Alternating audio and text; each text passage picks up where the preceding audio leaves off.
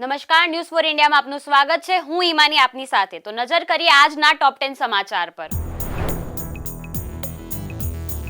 આજે દેશભરમાં સ્વતંત્રતા દિવસની ભવ્ય ઉજવણી. સ્વતંત્રતા સેનાનીઓએ દેશને આઝાદ કરવા બલિદાન આપ્યા.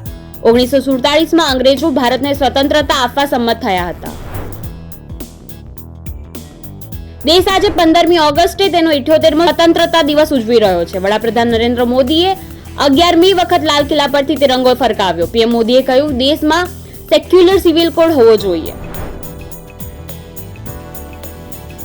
ગુજરાતના મુખ્યમંત્રી ભૂપેન્દ્ર પટેલે નડિયાદમાં રાષ્ટ્રધ્વજ લહેરાવ્યો. આ પ્રસંગે ખેડા સાંસદ, જિલ્લાના ધારાસભ્યો સહિત મોટી સંખ્યામાં નગરજનો ઉપસ્થિત રહ્યા હતા.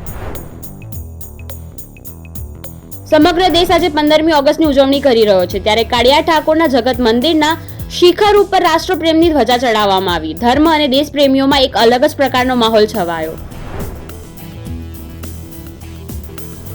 ઉજ્જૈનમાં 15મી ઓગસ્ટની ઉજવણી કરવામાં આવી. મહાકાલેશ્વર મંદિરમાં વિશેષ આરતી પણ કરવામાં આવી. મોટી સંખ્યામાં ભક્તો જોડાયા.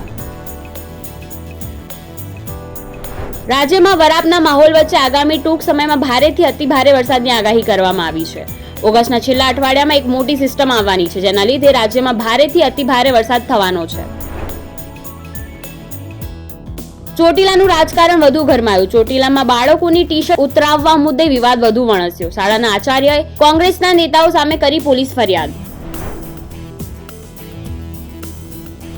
આસામના ડિબ્રુગઢમાં જોરદાર વરસાદ વરસ્યો. ભારે વરસાદને કારણે અનેક રસ્તાઓ બેટમાં ફેરવાયા. મનકોટ્ટા રોડ વિસ્તાર ભારે વરસાદથી થયો જળમગ્ન. સુપ્રીમ કોર્ટે લિકર પોલિસી કેસમાં ફસાયેલા દિલ્હીના મુખ્યમંત્રી અરવિંદ કેજરીવાલને ઝટકો આપ્યો. સુપ્રીમ કોર્ટે કેજરીવાલની જામીન અરજી હાથ ધરી હતી અને હવે આગામી સુનાવણી 23 ઓગસ્ટે હાથ ધરાશે.